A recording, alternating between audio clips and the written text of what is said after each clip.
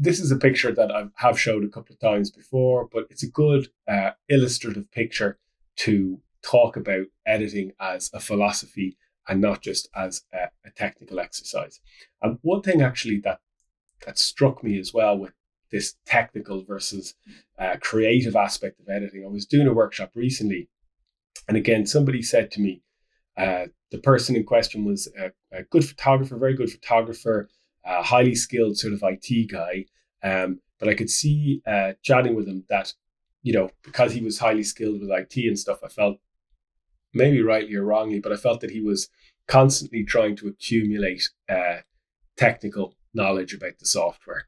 And that was actually becoming an issue with him figuring out how to edit better, because it was just all about learning new buttons. So if that's something where you feel like, okay, I have a good understanding of the software, but I don't know what to do with my pictures. I know all the how, I know where all the buttons are, but I never know what to do with my pictures.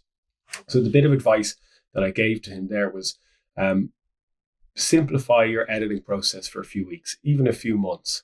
And if you're not sure what to do, rather than trying to learn what all the various aspects of these masking panels can do in here in Lightroom. I'm going to go into Camera Raw a little bit as well. So I'm going to mix kind of between Camera Raw and Lightroom, rather than, worrying about AI selections and mask intersections and adding and subtracting and all that good stuff that we are going to get to today. Try and edit with just two tools, okay? Try to edit with just a linear gradient, okay? And try to edit also with a radial gradient. Okay, so for example, if I were to edit with just those two tools here, I would be able to create a linear gradient,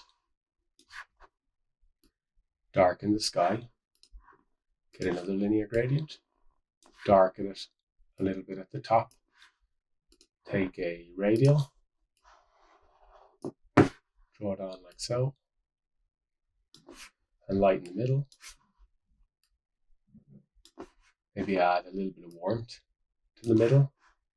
And I could just duplicate and invert that radial. I'm going kind of quick here, guys. I'm not explaining where the aspects of the software are yet. I will get to that, but I just want to make, as I said, a few kind of creative points about how we edit, and just make that a little bit bluer around the edges. So if I just quickly reset this picture, we can see that with those simple little tools, I've been able to direct the eye in towards an important aspect of the picture, which is the C-stack.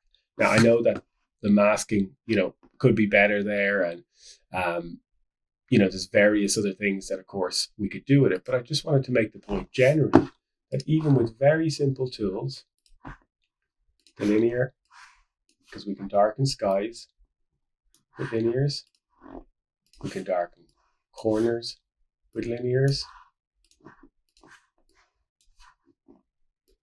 and we can draw attention to areas where we want people to look with radials.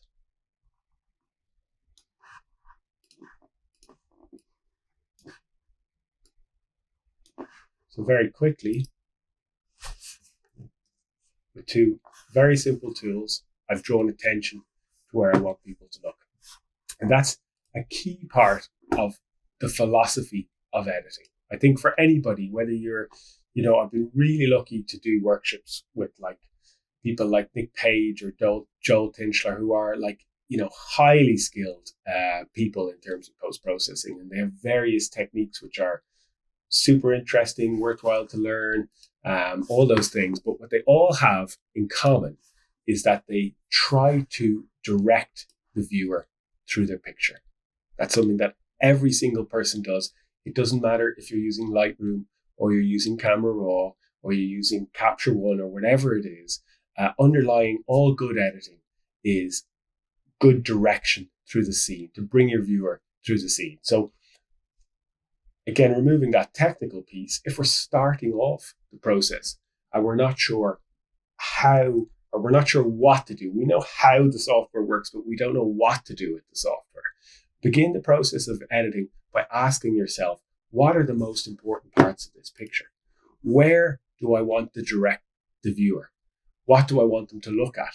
And the areas that I want them to look at, I'm going to lighten a bit and add a bit of contrast to. And the areas that I don't want them to look at, I'm potentially going to darken and reduce contrast. But that can work in different ways. It's not always that you darken the areas you don't want people to look. In fact, with minimalism, sometimes you'll lighten the areas where you don't want people to look. But the point is, with your editing, you're creating direction and you're creating shape. I'm going to reset this for a second. And I'm just going to do a really quick edit on this. I'm going to do it deliberately very quickly. I'm going to do it in a way where I don't explain where anything is. And I just would like you ideally just to watch along for a second. So I'm going to start out by selecting the sky. I'm then going to intersect the sky with a linear gradient, like so.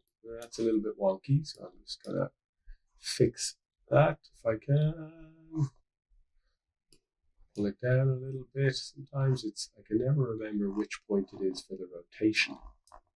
Is it underneath? Is it here? No, it must be at the top. It's not allowing me to rotate that, so I'm just going to go back a step and just delete that. And I'm going to intersect with a linear gradient as well, but this time I'm going to make sure that I pull it down straight. I'm going to make that a little bit darker. I'm then going to select the subject in this particular image, which is going to grab the C stack really nicely for me. And I'm going to lighten that a little bit. I'm then going to take a radial and I'm going to lighten this whole central area a little bit wider, like so. I'm then going to select the subject again. This time I'm going to duplicate and invert that selection, and I'm going to make it bluer. I'm going to leave that central area a little bit warmer. I'm going to take another radial. This time I'm going to draw it right through the center like this and widen the central point that I'm lightening. And I'm going to drop the exposure in there, but this time I'm also going to drop a little bit of clarity in there just to sharpen up that C stack a little bit. Okay, and I'm going to maybe try and remove this little right corner here in Lightroom. I'm not sure how good a job Lightroom will do of this, but let's try. There we go, not too bad. It's getting better. It's definitely getting better. I'm then going to grab my curve and I'm just going to open up the blacks. I'm going to pull it down from the center. I'm going to add some global adjustments, some clarity, some contrast, and a little bit of saturation. Now I've deliberately run through that at a steaming pace with a view to you not being able to follow what buttons I pressed, okay? I didn't want you to observe what buttons I pressed there. What I wanted you to maybe observe is that when I hit reset, somebody else is trying to join, guys. Sorry, there we go. When I hit reset, hopefully you can see that it's drastically different. Okay? If I just go Command Z and go back a step, you can see the edited version. And I'll just make a virtual copy of that for a second. And I'll reset it. And we can kind of scroll between the two. So it's drastically different, right? Okay? What I really wanted to make the point by doing that was that for me, I have three principal things that I try to, that underpin my editing, whether it's in Lightroom, whether it's in Camera Raw, whether it's with luminosity masks or in Photoshop or whatever. And my editing happens locally. So most of the editing that I do is where I target specific parts of the picture. I don't do a lot of these global adjustments over here on the right, which edit the whole image. So a global adjustment is what it says in the tin. It edits the whole image. A local adjustment targets a specific part of the picture. So I edit locally. I edit normally gradually. What that means is that I could, for some reason, only Dominique is in the top of my screen and I can't see anybody else, but I could see Dominique when I reset the picture as sort of an acknowledgement, oh, that's changed quite a bit, you know? But I hope everybody got that feeling too, but I hope also that as I was editing, you didn't notice one significant step that totally changed the game. So the edits happened gradually. The significant change that you saw was a byproduct of small adjustments being built on top of each other. And in that way, the image will look much more elegant in terms of the post-processing. It won't look like, the analogy I often give is, it won't look like it's been hit by a sledgehammer. It'll look like it's been kind of tapped and shaped into position in a way where your eye is directed, but somebody's not holding up a sign saying, look here. They've kind of sculpted the picture in a much more elegant way. So if you edit gradually, you're editing, it'll be much less obvious that you've edited your picture. And finally, I'm always editing directionally. That's the thing I brought up at the start. So I'm using local tools. I'm trying to build up small adjustments on top of each other. And I'm always trying to direct the viewer to a place in the picture where I want them to look. And as I said, that for me goes across a whole range of different softwares. I think you can apply that philosophy to pretty much any software. So from that creative position, rather than starting your editing process going forward by, feeling intimidated by all the various buttons and things like that in the software, think about, I'm going to direct the viewer to the parts of the picture where I want them to look. I'm going to do that by targeting specific parts of the picture and really just lightening the parts of the picture that I think are more interesting, and potentially darkening parts of the picture that I think are less interesting. And I'm going to do it in a way that I don't feel any single move has to change the game. It's going to happen gradually. And that way, the person who's viewing the image won't necessarily feel that I've hit the crap out of the image with a sledgehammer, and it will be a little bit more elegant and a little bit more sculpted. So that's just like a 5-minute kind of 10-minute kind of talk about how I like to approach editing from that kind of philosophy point of view. I'm just going to check quickly in the chat to see if anybody is asking any questions, just to make sure I haven't missed anything.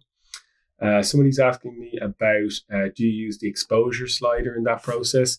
So for me, with the exposure slider, if the picture I feel is like really, really dark at the beginning or really, really light, then I will immediately adjust the exposure of the image at that starting point. So I think that's a fair question and something to ask. In theory, our images will be exposed just the way we want them, although, of course, there's lots of arguments about exposing to the right to create maximum detail in our shadows and then having to darken them. But sometimes the dynamic range doesn't allow us to do that. But the point, I think, is fair to say that in that process of that initial sculpting of the image, I will sometimes apply an overall exposure adjustment to kind of get the image into the zone of brightness that I want. So I think that's a fair question. Does anybody else want to pop in any questions there, guys? Feel free to do so in the chat just as we're starting out now. Maria's asking, what about the feathering when using radial gradients? So for me, with the radial gradient, I just leave the feathering on a default, which I think is at 100 or 50. Let me just see. I do always have the radial gradients feathered. I always have a significant feather on the radial gradient, because if you don't, it'll be quite obvious that. Let me just show that quickly just to make sure people understand that. Share, here we go. Okay. I'm sure there's a way for all you, there's lots of Zoom experts out there who tell me how I can view the chat and keep, I've got it. I can keep my chat and the screen share going at the same time. I'm not a total ignoramus with it. So with the feathering, okay, so if we have a look at a radial, and I'm going to go through all of the tools in here in a moment just to demonstrate that. So if I put a radial gradient, did you see the way I kind of loosely just threw them on there, into areas that I wanted to lighten? If that was unfeathered, here's my feathering's up at 100 at the moment. If it's unfeathered, the adjustment is going to look like that. So that's not great. So I would always leave at least 50 on the feathering. You can see now we can, even though we've lightened there, it's not noticeable around the edges. So anywhere from 50 to 100 will give you a nice gentle feathering around the edges of the radial.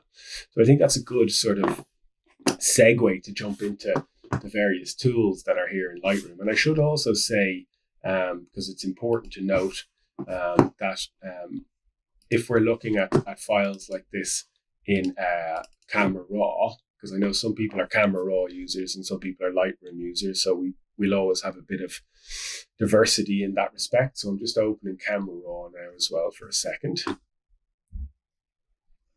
So hopefully you can all see Camera Raw there now. And in Camera Raw, we have the masking panel here on the right. It's this little round circular area on the right-hand side. When you mouse over it, it says masking.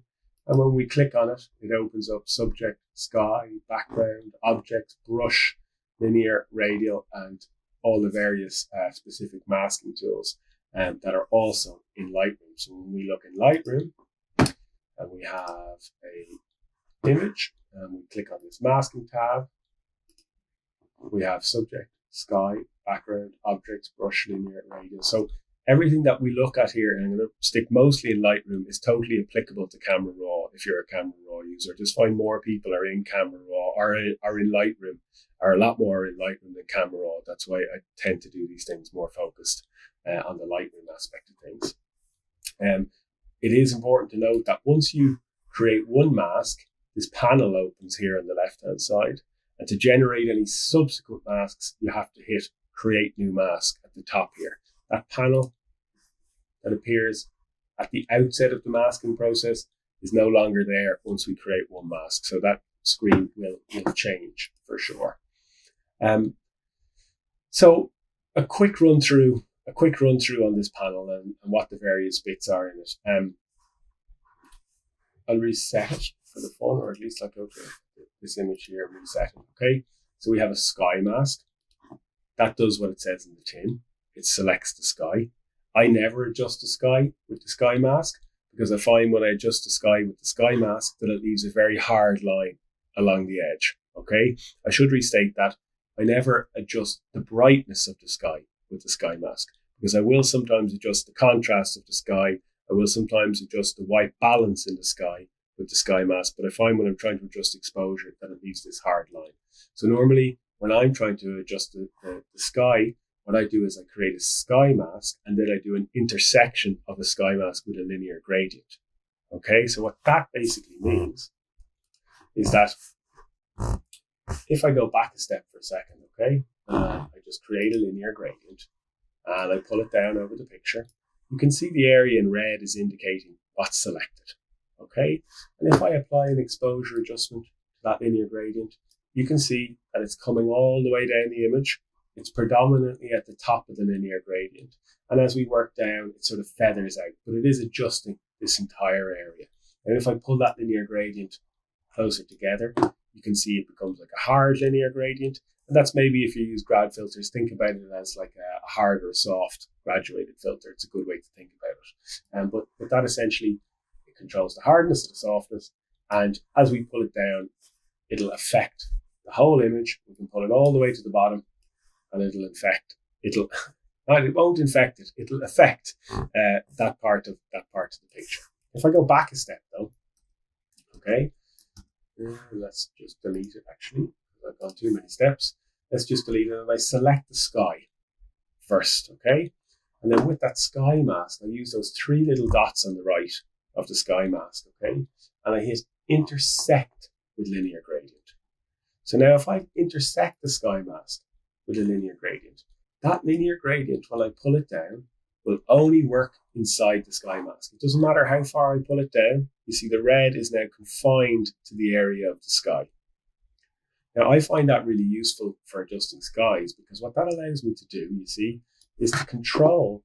I don't want it to spill over into the sea here, but I also don't want there to be a hard step. So our linear gradient, we discussed how it's primarily affecting the top, and then as it comes down to the bottom of the linear gradient, it's a little bit feathered. So that allows me to adjust the sky, you see, more aggressively, but it doesn't create a hard step. So that's how I personally adjust all my skies when I'm doing it in Lightroom, or predominantly, is I load the sky mask and then I intersect the linear gradient with the sky mask. Now, being able to intersect things is fantastically useful, because you might, there's all sorts of combinations of these tools that you can intersect to make your masks more specific. Okay. And we'll come to a few examples of that as we go through it.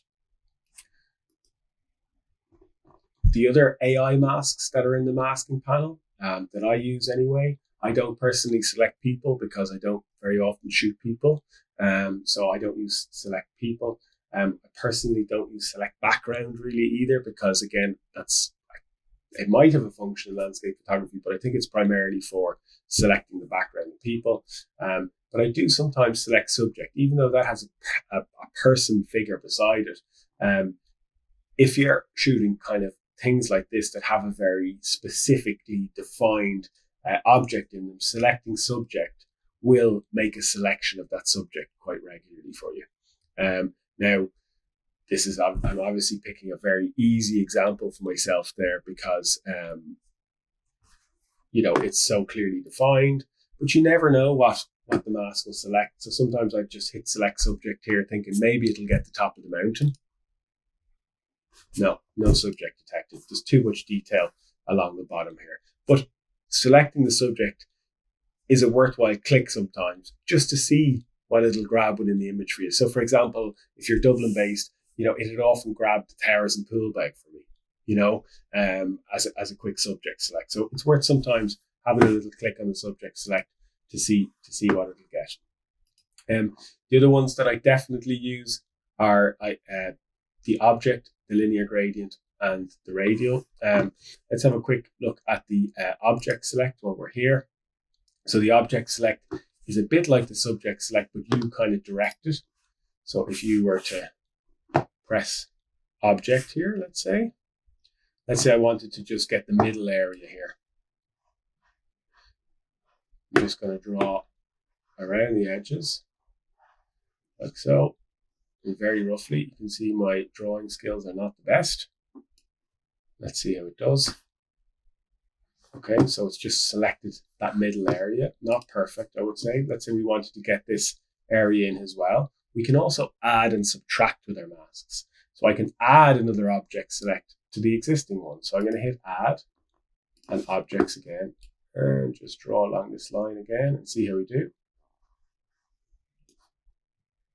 There we go. And add object again.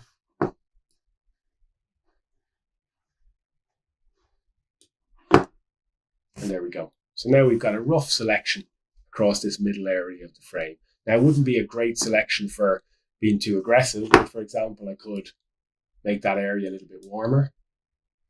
I could lighten the shadows up in just that area, which would bring some nice detail out of there.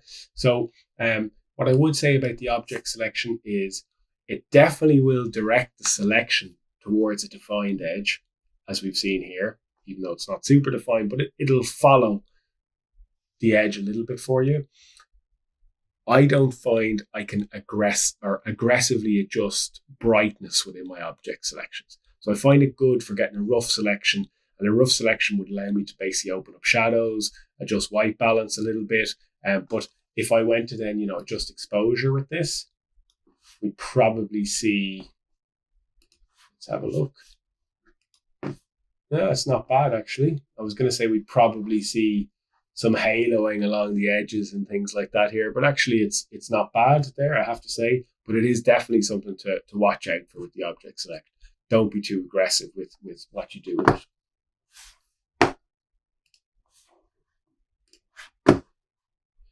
So create new mask again. I'm not going to spend too long on the linears. I already demonstrated how the linear gradient can be pulled closer together to make it harder or softer, how it can be intersected with the sky mask. So I'm not going to go into a huge amount more detail there. The radials also, we ended up taking a look at. Just draw your radial on there, make sure it's feathered, and adjust away. I absolutely love the radial now because it's just like it's like you can just put a spotlight on something with it. And that could be like a big area like this C stack here, but it can also be like smaller areas within your frame. So let's say we take our radial here and we just pop it onto that like there. And if I'm worried about, let's say transition zones. So this is dark meeting this light point here. I won't be too aggressive with exposure. I can lighten it just a little bit. I can open up the shadows in there though, pull that radial a bit further across, and I can add some warmth. So straight away, that very subtly just opens up that area for me without it being destructive, So linear and radial. And the final thing that I want to show you that I use here in this masking panel is the color range. I personally don't use the luminance range. So what the luminance range does is it selects light areas or dark areas. Okay. So in theory, it should act somewhat like a luminosity mask, where we're able to target the shadows and the highlights separately.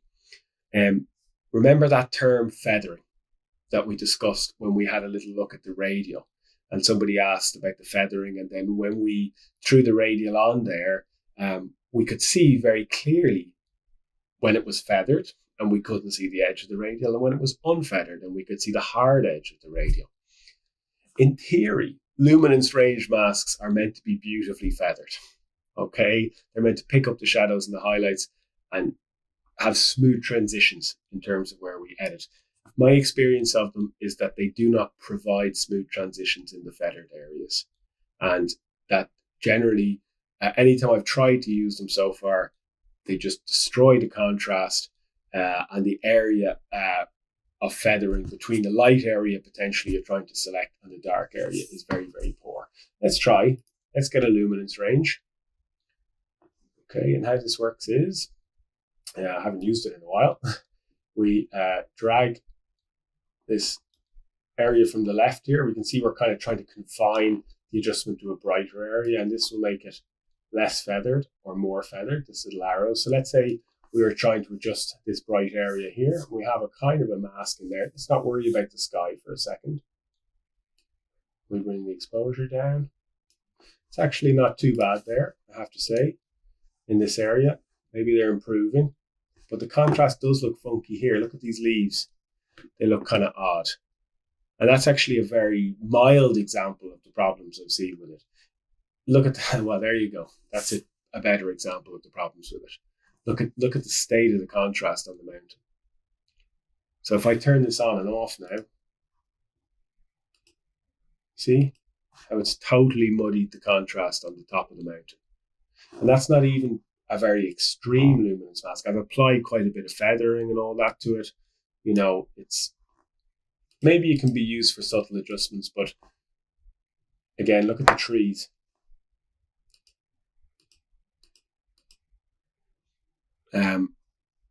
Maybe you found a great use for it. My advice and my experience would be to avoid that completely. Just don't touch it. So I'm going to delete that.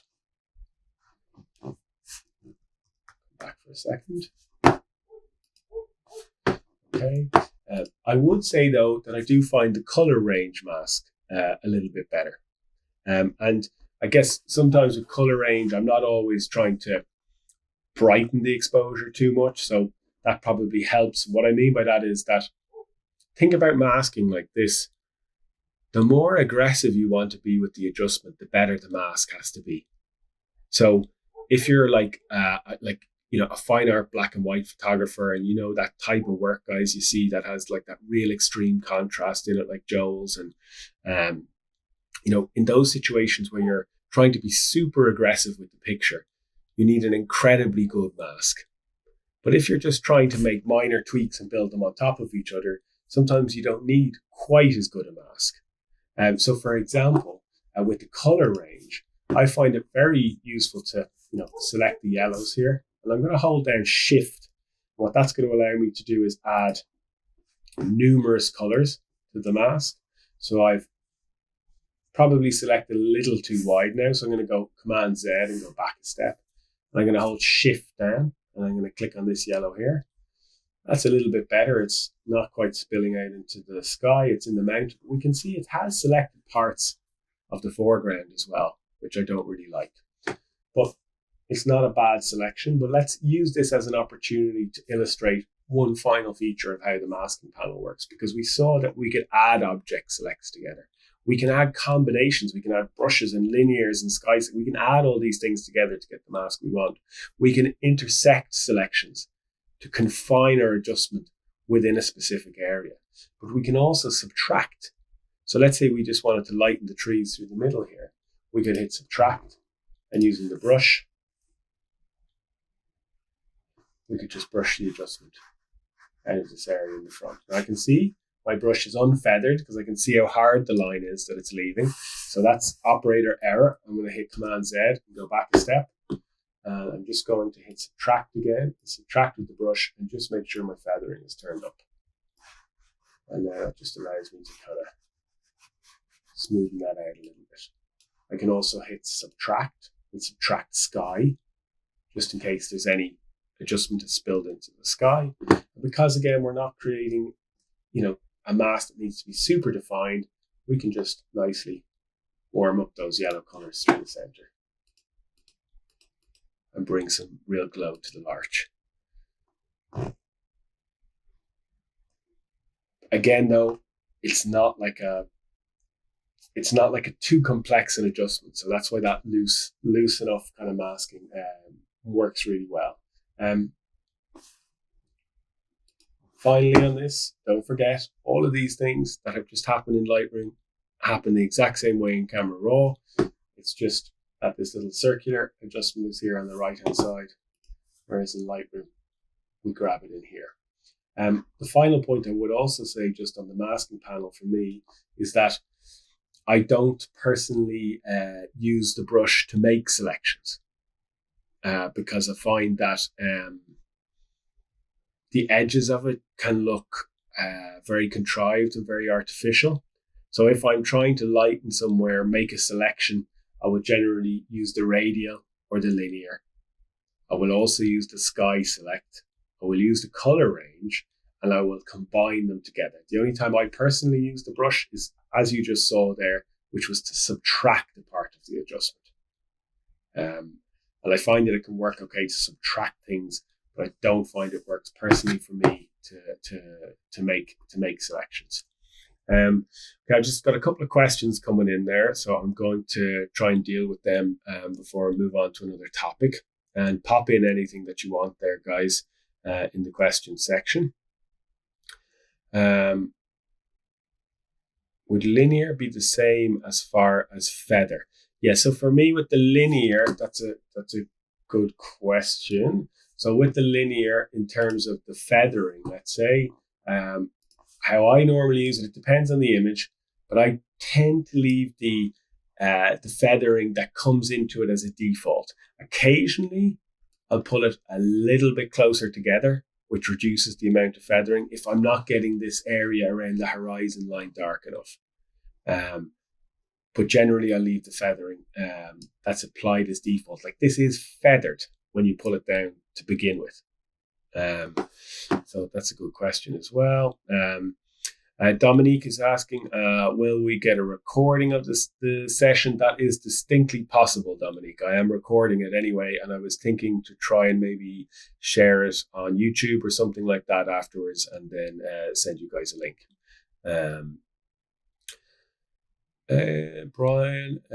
Brian's also asking a recording. He had to go, so that answers that. Louise asking object versus a regular brush, pros and cons. I guess you can use the brush in a guided way. So the brush is meant to pick up the lines and guide you a little bit into that selection. I haven't compared them too specifically, I have to say. Anytime I have tried to kind of use that guided brush, I do find the same sort of thing applies for me, at least anyways, is that as long as I'm not too aggressive, the haloing or the edges aren't too bad.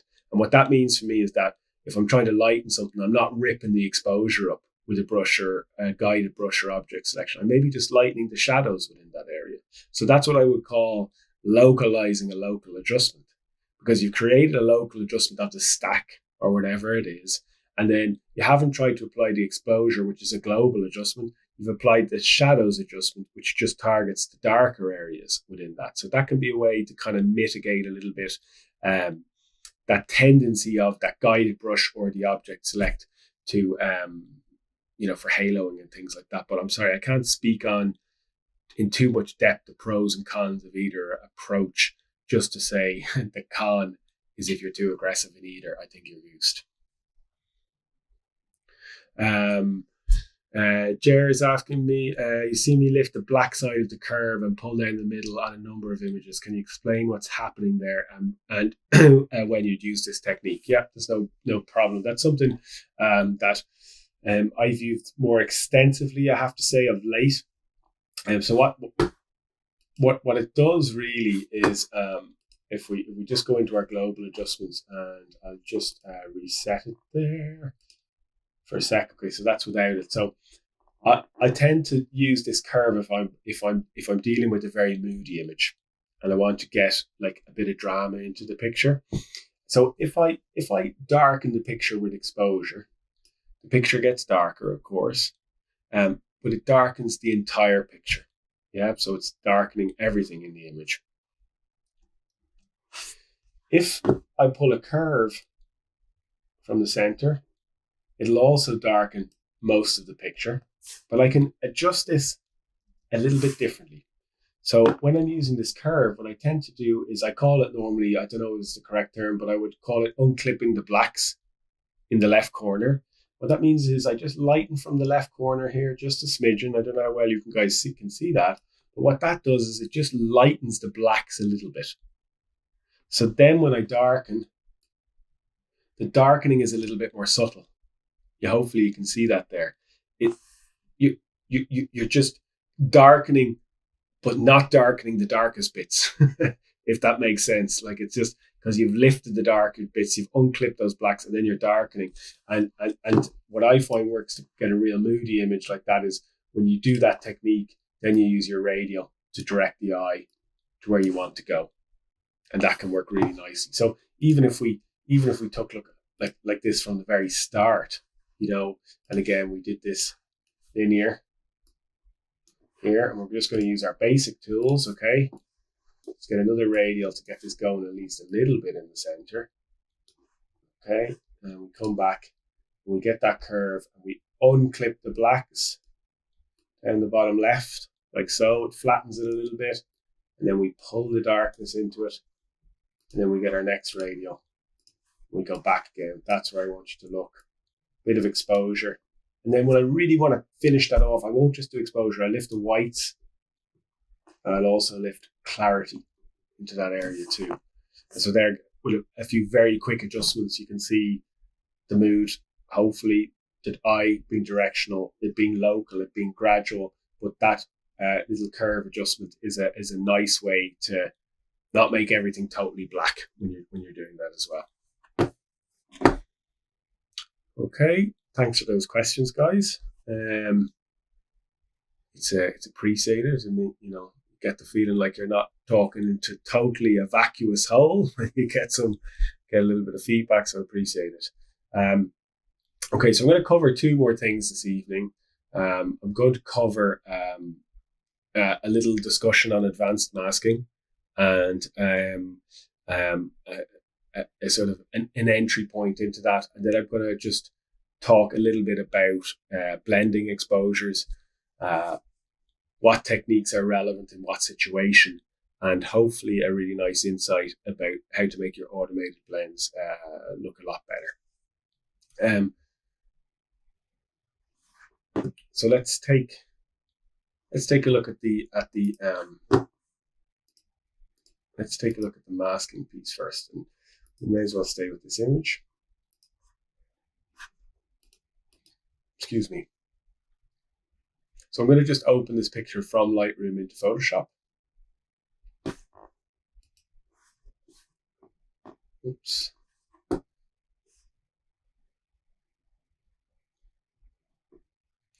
Here we go. Okay, so this is going to be difficult to explain in 15 minutes, but what I found anyway is that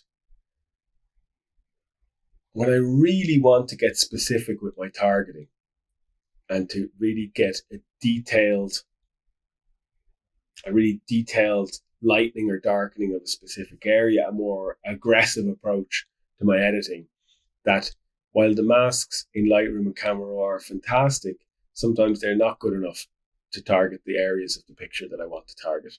I'm going to show you, as I said, something more on advanced masking now. My honest opinion is that the vast majority of people that I teach and that come on the workshops and all that won't ever touch this type of editing, because there's loads in Lightroom and Camera Raw, and can be quite a steep learning curve to figure out all this next stuff out.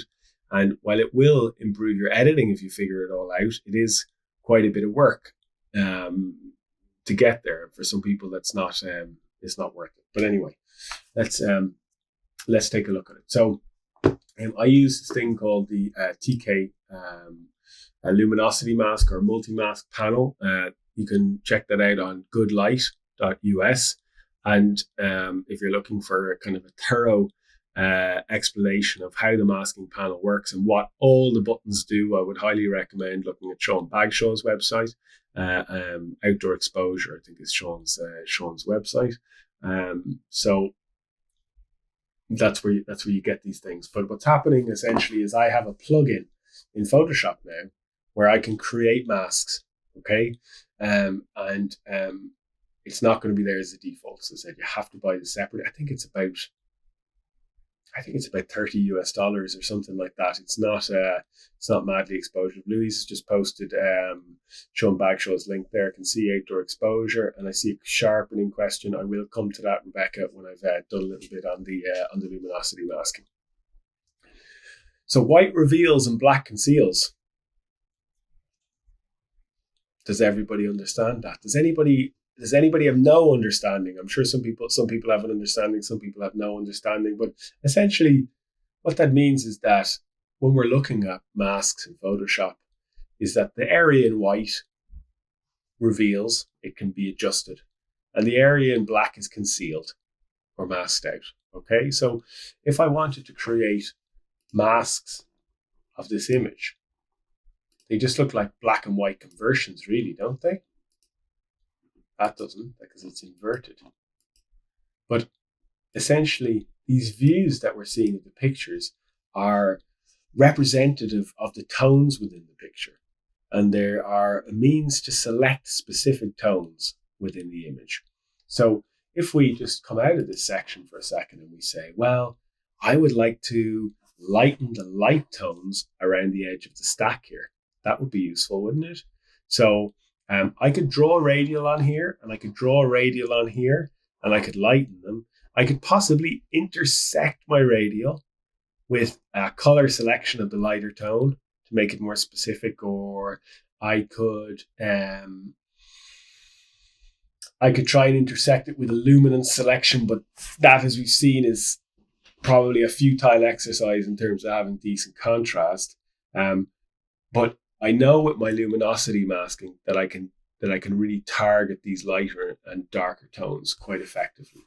So let's try and do that. So if we want lighter tones here with luminosity masking, we use the lights side of the masking panel. If we want darks, we use the darks.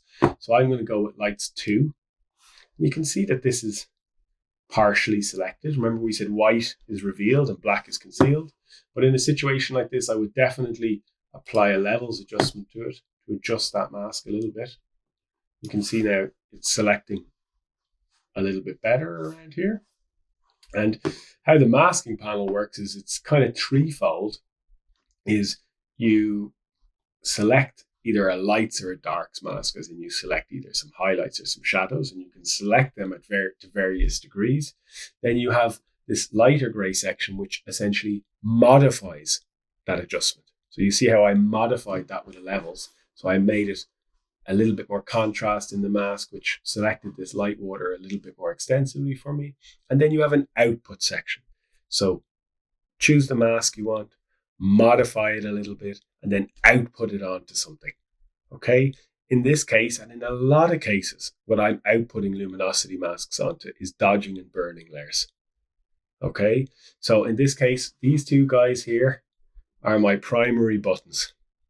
Okay, so this one here is for dodging, and I'm more likely to be dodging something than to be burning it in this situation. So I'm just going to hit dodge, and it's going to create a dodge layer here, but it's going to output the luminosity mask onto that dodge layer.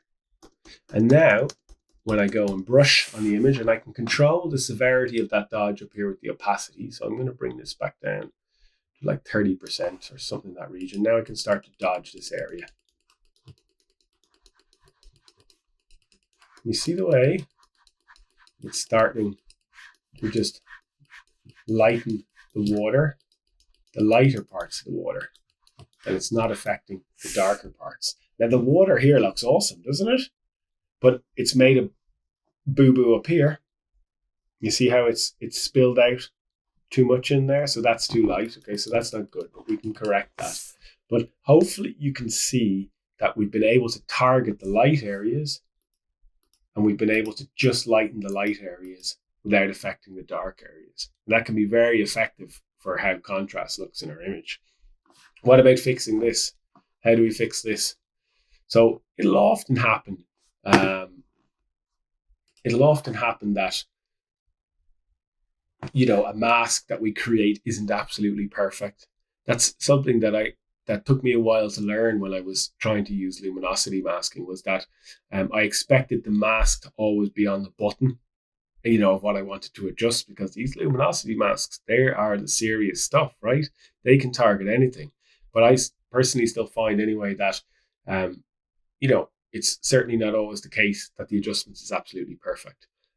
So how would I fix that? Well, I would fix that with a mask. So for example, we know that this area here to the left of the stack is much lighter than the tones up here, right? Okay, so what we can do is a couple of things. The first thing was, again, this is sometimes why this is a steep learning curve. If people don't understand layers and layer masks and white reveals and black conceals and all that sort of thing. I'm going to use a layer mask on the layer, and I'm going to brush what's happened here out. So there's an active selection.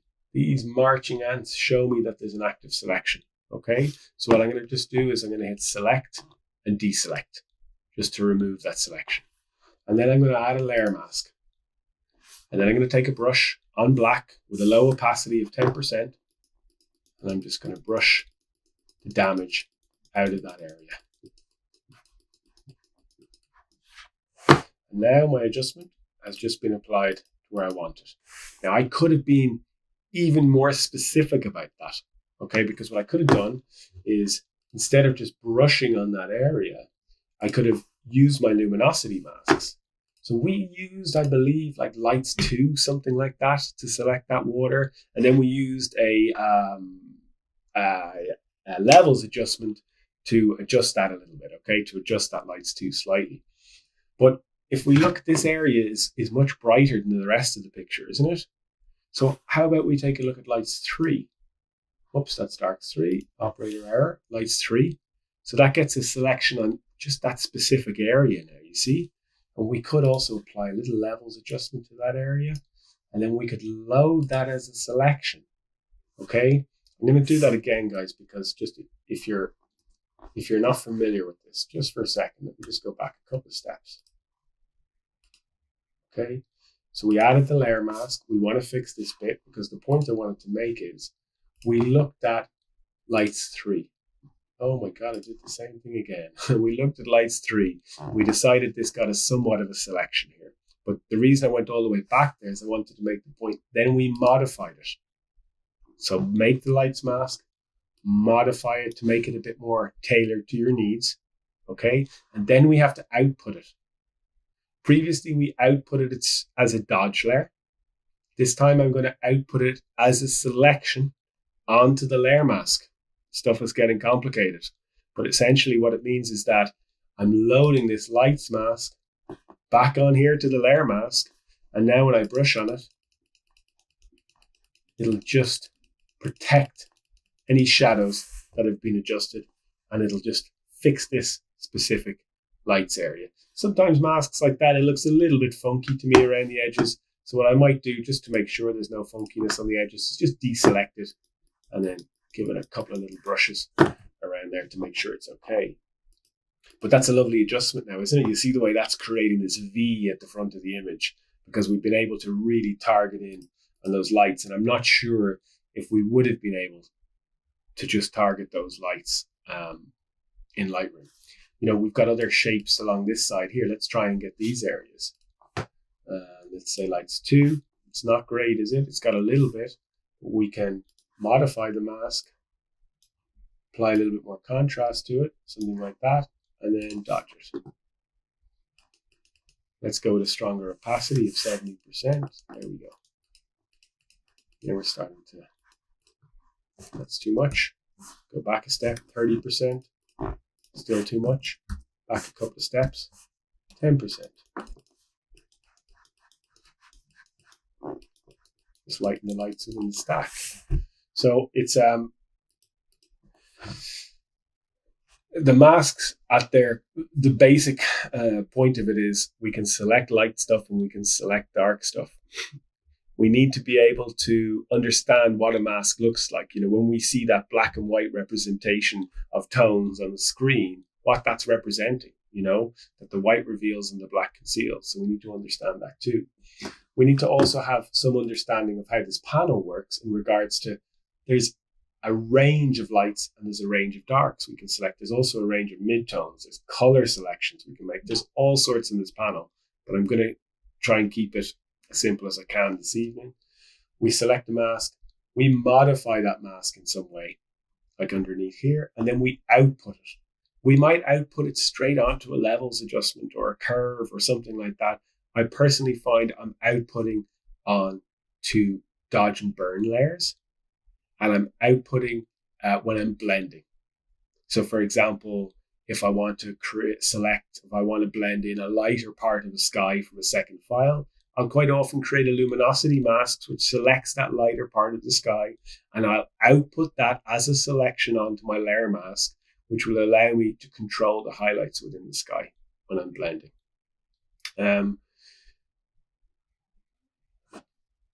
Let me just come out of there again for a second. So this is definitely more controlled. I'll just explain briefly a couple of other things with it. We have these lights masks, we have color masks that I use a little bit. Sometimes I'll use edge masks.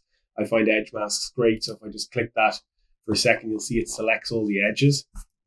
That's a great way to tidy up if you have any haloing from your masking or chromatic aberration. It can get a really nice selection just along the edges there with the edge masks. I sometimes use the live layer mask mode. That works really good too. So if I just give a quick demonstration on that.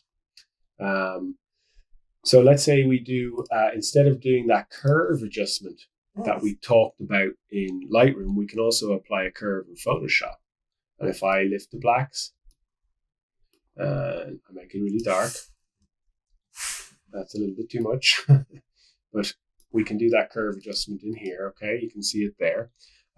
What this live mode does, which is kind of cool, is we click this button here, and then we apply that curve to a specific to a specific mask. So I would often apply that type of curve to darks too, because what that does is it lifts the blacks, darkens everything, and then it applies it to just a darks mask. So essentially what that does is it flattens the contrast, it darkens it, and it protects the highlights. You can see the highlights aren't moving, but everything is getting flatter and darker. So that's a live way to use the mask. And then you can scroll through your masks, you see like this, and you can apply it to different masks live to see which one works better for you. But guys, it's an introduction to advanced masking. You need to look at Sean's videos to really understand the full extent of the panel for sure. And hopefully at some stage, I will release a video with an advanced edit. But as lots of you know that have been with me before, I've often talked about making new online courses and I just never get it together. So I just find for my own teaching with it that if I just do live things like this every now and then, it's committed. We have the period of time and I pour out whatever knowledge I can. And works well for me with teaching. Anyway, you have hopefully a little bit of a sense of this advanced masking. I should say as well, the other small caveat I would add for how I use this is sometimes I use what's called smart objects, where basically when I open my file from Lightroom, I'll have open it as a smart object, which allows me always access back into RAW, and I'll often make multiple versions of the same file at different brightness levels, and then I blend them together using advanced masks to select specific parts of the picture. So as I said at the beginning of this discussion, for a lot of people, they won't honestly ever want to go there with this. And the fundamentals of what are in Lightroom and the tools that are in there are fantastic, and can do a great job on your editing. There ain't no point learning about advanced masking if you have no idea what to lighten and what to darken in your pictures. There ain't no point, because you may understand all the attributes of the software, but if you have no idea how to apply it, it's a total and utter waste of time, in my opinion.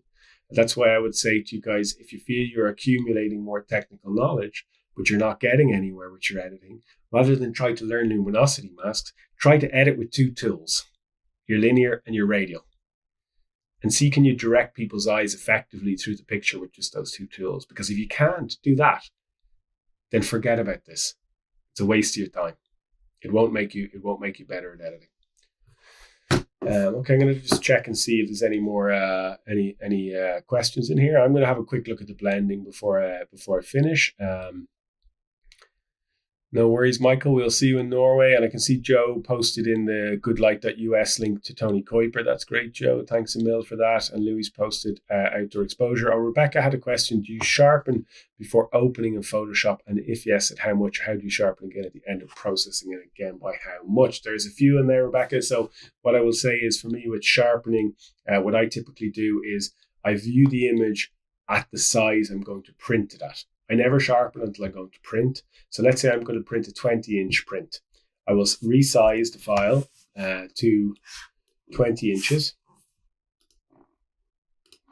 And this is like really rough, but I do find that this works really good for me when I do print a lot. So I resize to 20 inches. Okay, I know that I have a 27-inch screen. So if I look at that picture now, and again, I know this is approximate, but this gives me a kind of a rough connection looking at my screen to what's going to go down a piece of paper. And then I'll tend to sharpen, once I've done that, a specific part of the picture. So probably in the case of this image, I would try and maybe select the stack itself. And then I would just visually look at it. It's on a curves layer, so it's not working. So I would go filter, sharpen, and I would just use unsharp mask. And I would sharpen that stack. I'm just going to keep looking at it until I get where I want. See, and the bigger the print, the more sharpening you need to apply. So for me, that's served me well with the exhibitions and things like that I've done, is selecting a part of the picture where, again, you're trying to draw the eye to. Don't apply overall global sharpening, and then also look at the image at the size it's going to print before you sharpen it, because that'll give you a great indication about how much sharpening it needs. The other thing with the output of images for sharpening, again, a TK9 little functionality is if I go up to TK9 export here, this is how I sharpen all my files for web. So typically I output my files at about 1400 pixels. So if I hit TK9 export here, and I go to, you can sharpen with a landscape or a vertical. So this is horizontal as landscape, or vertical as upright image, right? So in the horizontal, you can see I have 1400 pixels dialed in here. My height is actually dialed in at 3000 because I must have been exporting something for a reel on Instagram. But my general sizes are 1400 here, and that's a long side. So for example, if I press horizontal, it'll sharpen it 1400 on the long side, and however the short side is, it'll fall that way. So if it's 1400 on the long side, it'll probably be at 800 and something on the short side. So all I have to do is dial in the width, hit horizontal, and then it creates a new sharpened 1400 pixel file for me. It converts it to sRGB, which is appropriate for web viewing, and it creates it as a duplicate file here in Photoshop. You can see the second file. Now, I love this sharpening because it's super aggressive and it makes it look really pingy online. But what I do find is that aggressive sharpening tends to leave haloing around the edges. And it's something I notice on loads of people's pictures that come onto workshops and do stuff like that. It's a bit of sloppiness in my opinion, but it's I understand people don't notice it, but basically when you aggressively sharpen, you create haloing along the edges of your frame sometimes. So I can see it right there. See the haloing here along the edge? You can see that looks over sharpened, where the rock looks good. It's got a nice ping to it. So again, because I know how to use layer masks, when I hit that horizontal button, the new file is created. And if I look down here in layers, you can see all the sharpening layers that we have down here that the software has created. And all I do is click on the lights mask. I take a brush, make sure I'm in black with an opacity of 100%, and just make my brush a little bit smaller. I'm just doing that with the bracket keys to make the brush a little bit smaller. And then I just brush along this edge. So I will do this with every file that I sharpen, is I would generally brush out the sharpening along the edges to remove any haloing, and I will leave the sharpening to the center of the main feature. Okay. The other thing I can do is if I can see I have a little bit of haloing at the top there still, I can merge the file together. I can take a clone tool. I can drop down there onto darken. Where am I going? Darken on my clone tool. Make sure I'm on black. Once I'm on darken, it won't affect anything that's darker than the area that I've selected. So I'm just going to select some sky. And I'm just going to brush along the top of the stack here. Yeah, I made a little bit of an error on the side there. That will just darken into the corners for me really nicely. And this is a really good way as well to clean up the edges of your files for the web presentation, because again, that can sometimes be an issue. And if I just go back, just so you have a look in here, it's very subtle, but it's just darkened in the edges a little bit. I didn't have a big problem with haloing here to begin with because I didn't aggressively pull the shadows open and pull the highlights open, which is another segue into the final section of what we're going to discuss, but that creates haloing. But that's a nice way to tidy up the edges if sometimes that's an issue for you in your editing. Okay, so it seems to be a preference for 1998 rather than sRGB at the big day. Yeah, Adobe 1998 has a wider color gamut, Michael, so sRGB is fine for the web, but Adobe RGB 1998 is what you should have your images in when you're going to print, basically. So the final thing, guys, I'm going to show you for this evening, I'm just going to reset this picture. And we'll just be 5 minutes here with this, and then we're done. Reset and reset. Okay, is automated blending. Okay, I'm sure most of us know that when we have a scene that has a really wide dynamic range, okay, we have to take multiple shots of that scene to control the dynamic range. And we come back and we have something like this. Okay, the first thing I'll say about this is people always ask me, how many shots do I need to take? I don't know. It depends on how big the range is. What I would say to you is when you're out, when you're bracketing, get a shot where you have detail in your shadows like this, and make sure you keep bracketing down in one-stop intervals until you have the highlights well exposed also. If the range is wide, it might be 8 shots you need. If the range is narrow, it might be 3 or 4 like this. So I can't tell you how many you need to bracket. I know lots of people like to just hit the automated bracketing, and that's fine. That'll work most of the time. My opinion is sometimes if I automated bracket, it either doesn't come down far enough or go up far enough. So personally, I like to leave it on manual, keep my ISO the same, keep my aperture the same, and then just use the shutter to do the bracketing. Okay, and just monitor that manually.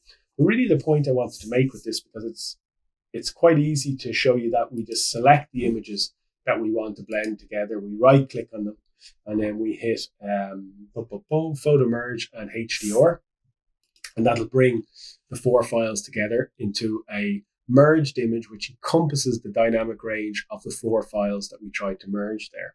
And that's hopefully, maybe that's new for some people, but it should be easy enough to understand that as a concept that we're trying to create a range. Now, what I find though, and here's the piece that's hopefully more helpful, is that when we look at these boxes over here, this will come up on Camera Raw or Lightroom, it doesn't matter which one you're in, okay?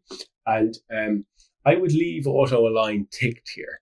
But what I find most people have is they have the auto settings ticked, okay? And that looks better off the bat, okay? It does improve the dynamic range straight away. It puts detail into parts of the picture that weren't there. But also what it does, I can see the haloing from here along the edges of the mountain, okay?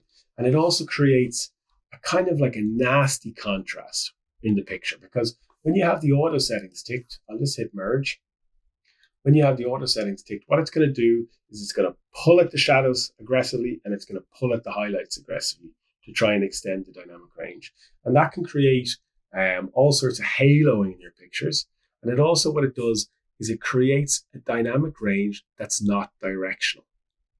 So we looked at the very start of this about how we lighten and darken things selectively to try and create that bit of directional shape in our pictures to direct the viewer where we want them to look. But when we pull those shadows and those highlight sliders aggressively, we don't direct the viewer. So here's the one where we've allowed the auto settings to be pressed. You can see, look, the highlights are down and the shadows are up. Okay, I'm going to create a virtual copy of this picture. Okay, and what I'm going to do is I'm just going to reset it. So that looks awful in comparison, to the auto settings. But what I would suggest is we select the sky. We intersect the sky with a linear gradient. And we darken it. We then get a radial. And we lighten up this left side. And we subtract the sky. Just going to move that down there a little bit, make it a little bit wider. I'm also going to subtract this color here because I don't want it to spill into those blues. Color range, subtract. Now it's confined nicely in here. I'm going to take another radial. I'm going to throw it over this area. Lighten the exposure a little bit. Lighten the shadows. Subtract the sky. Another one here. Lighten it again. And subtract the sky. Okay, and I'm going to get an overall radial. Just push it into the middle here, like so. And lighten the exposure in there a little bit too. I'm then going to grab my curves. Oops, operator error. I'm going to lift those blacks as we looked at before. I'm going to darken it a little bit. And then I'm going to take a color range mask. I'm going to select the yellows. I really should have tried to do this once before this webinar. But there you go. Sorry, I made an error with the mask. Let's get the yellows. There we go. Let's get a little bit more yellow. And let's subtract the linear from the bottom to remove it from this area. And then let's warm it. Let's make those a little bit lighter. And a little bit wider. Okay, so in this version, I have selectively adjusted the sky. I've lightened the yellows in here. I've put some radials to try and really bring the eye into this central area. This is the auto version. So to my eye, this doesn't direct me anywhere. It contrast looks like a really dodgy calendar, with bad post-processing. Whereas this, to me, looks a lot more elegant, a lot more artistic, a lot more directional. And, we could obviously still, open the shadows a little bit and bring down the highlights a little bit. We can still add the clarity. We can add a little bit of color and all that. But we're doing it in a way where we take control of that direction of the picture. We do it locally, we do it gradually, and we do it directionally.